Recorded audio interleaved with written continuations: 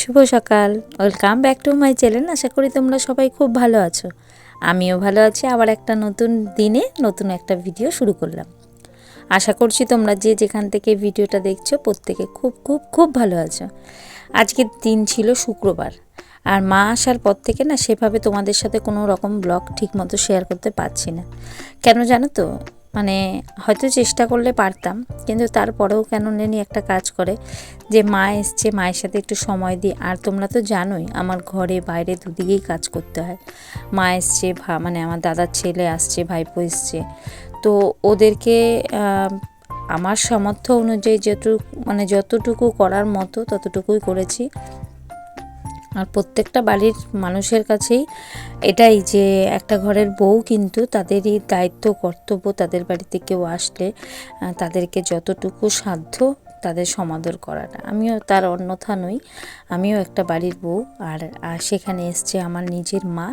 আর মায়ের সাথে কোনো ফর্মালিটি নেই, জানো তো, মা মানুষটাই এরকম যে তার কোনো চাওয়া নেই, চাহিদা নেই, মানে আমি যেভাবে দিই সেটাই বলে অতিরিক্ত নাকি তার। এই জন্য মা, সত্যি মা শব্দটাই পুরো অন্যরকম। আমার ক্ষেত্রে তো এটাই মনে হয়। তো যাই হোক, অনেক দিন পরে মনে হলো আজকে একটু তোমাদের সাথে ব্লগটা শেয়ার করি, মায়ের সাথে একসাথে কিছু কাজকর্ম। তো যাই হোক, এই যে দেখো সকালে আমি সমস্ত কাজবাজ সেরে চলে এসেছি। আর আজকে শুক্রবার, আর শুক্রবার মানেই আমাদের একটু অন্যরকম কাজবাজ থাকে। তো তোমরা দেখতেই পেলে, সেই কারণে কিন্তু আমি বাসনপত্র মেজে ধুয়ে আলাদা জল তুলে সেই কাজগুলো করে নিয়েছি অলরেডি। তারপরে চলে এসেছি চা। আমি আর আমার মা খাবো লিকার চা, তোমাদের দাদা আর আমার শাশুড়ি মা দুজনে খাবে দুধ চা। তো দুই ভাগেই চা করা হয়ে গেছে, আমাদের লিকার চা আর ওনাদের জন্য দুধ চা। আর আজকে আমার মা না, মানে অনেক কিছু খেতে যে ভীষণ পছন্দ করে, এটা খাবো ওটা খাবো সেটা না, কিন্তু তার মধ্যেও তো প্রতিটা মানুষের একটা চাওয়া থাকে যে এই জিনিসটা একটু ভালো খায়। তো সেটাই মায়ের জন্য আজকে একটু ভালো কিছু বলতে মায়ের পছন্দের কিছু করব, এটা ভেবে ভীষণ ভালো লাগছে। মাকে করে খাওয়াবো। তো সকালের জন্য এই রান্নাটা করছি, আজকে শুক্রবার বললাম। আর এখানে দুপুরের জন্য আয়োজনে যা যা বাজার করে নিয়ে এসেছি এখান থেকে আমি, সমস্ত বাজার। তো সংসার সামলে বাজার করা, বাইরে কাজ করা, সবটাই কিন্তু একার হাতেই করে যাই। আর এই যে দেখো, এখানে মুগ ডাল বানিয়েছিলাম আজকে টমেটো দিয়েই, আর আলু সিদ্ধ মাখা, আর সাথে ছিল বেগুন ভাজা। তো সকালের আজকে আমাদের এগুলোই খাওয়া দাওয়া। তোমাদের দাদা তো খেয়ে চলে গেছে কাজে, আর এখন খাবো আমরা বলতে আমার ভাইপো, আমি, আমার ছেলে, আর বাবু অলরেডি পরীক্ষা দিতে চলে গেছে। আমরা এখন তিনজনেই খাবো সকালের খাওয়া দাওয়া। এই যে, তো এই হচ্ছে আমাদের সকালের আজকের খাওয়া দাওয়া। এরপরে দেখো, আমি এখানে চলে এসেছি একটু আলুর দম বানাতে। আর আলুর দমটা বানিয়ে রেখে আমি কাজে যাব। তাই কাজ থেকে এসে সমস্ত কাজ একবারে করলে হয়তো অনেকটা লেট হয়ে যাবে, তাই ভাবলাম যতটা সম্ভব কাজটা সেরে যাই। তাই এখানে আলুর দমের আলুগুলোকে বেশ ভালো করে ভেজে নিচ্ছি। আর এখানে জলপাই, ওই 5-6টা জলপাই তোমাদের দাদা একটু নরম নরম নিয়ে এসেছিলো, তাই ভাবলাম একটু চাটনি বানাই, ভীষণ ভালো লাগে। আর এখানে আলুর দম বানানোর জন্য একটু গোটা গরম মশলা ফোড়নে দিয়ে দিলাম। আর এই আমড়াগুলো একটু সেদ্ধ করে নিলাম। আমড়া তো ভীষণ টক হয়, তো চিনির পরিমাণটাও বেশি লাগে। একটু যদি ভাপ দিয়ে ফেলা হয় তাহলে একটু কম লাগবে হয়তো চিনি, সে কারণে। এখানে দেখো আমি আলুর দমের মশলাটা করে নিয়েছি, আদা, জিরা, লঙ্কা, টমেটো, নিরামিষই যেহেতু। আর দুপুরবেলা আজকে বানাবো একটু পোলাও, বাসন্তী পোলাও। তো তোমরা দেখতে থাকো, আশা করছি তোমাদের ভালো লাগবে।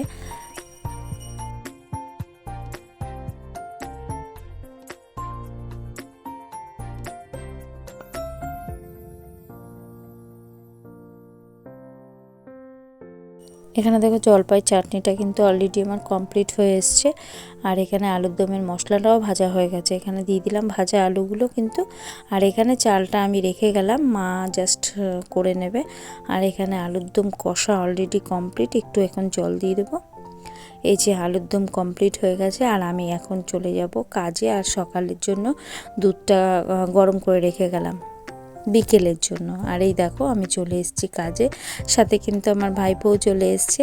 ওর বাড়িতে মন ভালো লাগছে না, তাই আমার এখানে চলে এসছে। বাবু চলে গেছে কিন্তু পরীক্ষা দিতে, ওর পরীক্ষা আছে, ওকে খাইয়ে দিয়ে পাঠিয়ে দিয়েছি। তো এখান থেকে গিয়ে আমি পোলাওটা রান্না করব।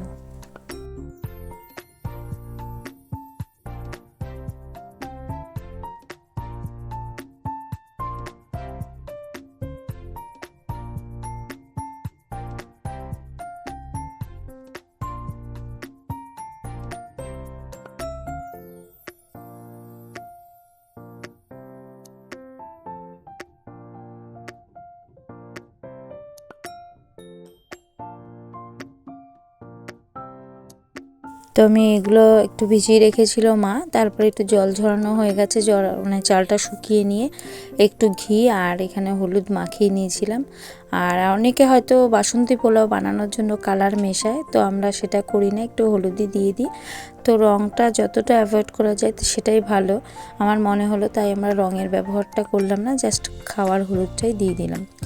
আর এখানে অনেকে শুকনো লঙ্কাটা দেয়, অনেকে স্কিপ করে, আমরা দিই একটু স্বাদের জন্য, তাই ঘিয়ের মধ্যেই দিয়ে দিলাম। একটু গোটা গরম মশলা দেব আর শুকনো লঙ্কা, জাস্ট একটু ভাজা ভাজা হয়ে যাবে, সাথে দিয়ে দিলাম তেজপাতা। এগুলো মোটামুটি ভাজা হয়ে গেলে আমি চালটাকে ভেজে নেব।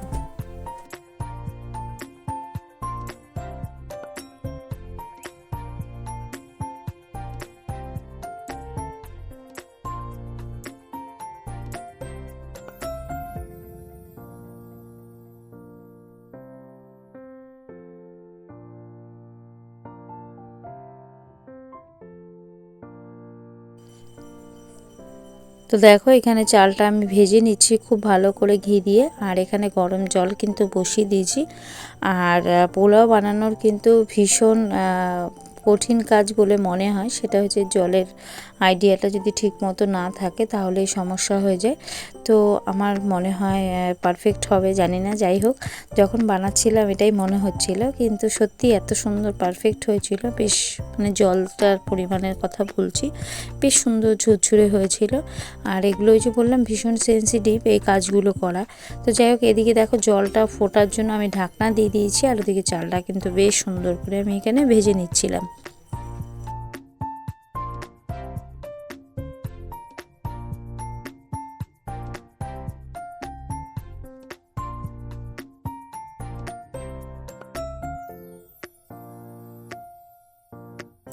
তো জলটা গরম হয়ে গেছিলো, আমি কিন্তু এটা দিয়ে দিয়েছিলাম একদম চালটা, আর গ্যাসের ফ্লেমটা একটু কমিয়ে দিয়েছিলাম, কমিয়ে কিন্তু ঢেকে দিয়েছিলাম। বেশ সুন্দর হয়ে গেছিলো, নুন দেওয়া ছিল, কিন্তু এখানে মিষ্টিটা তখন আমি অ্যাড করিনি, তাহলে তো বেশ মানে দলা দলা হয়ে যাবে, সেই কারণে।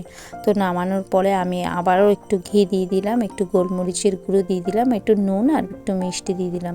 তো নুনের পরিমাণটা আমার দেওয়া ছিল, তাও একটু অল্প একটু পরিমাণে দিয়ে দিলাম। আর এই যে দেখো আস্তে আস্তে করে নাড়া দিচ্ছি, নাহলে কিন্তু চারা মানে ভাতগুলো একদম ভেঙে যাবে, তো সে কারণে বেশ সুন্দর ঝুরঝুরে হয়ে গেছে।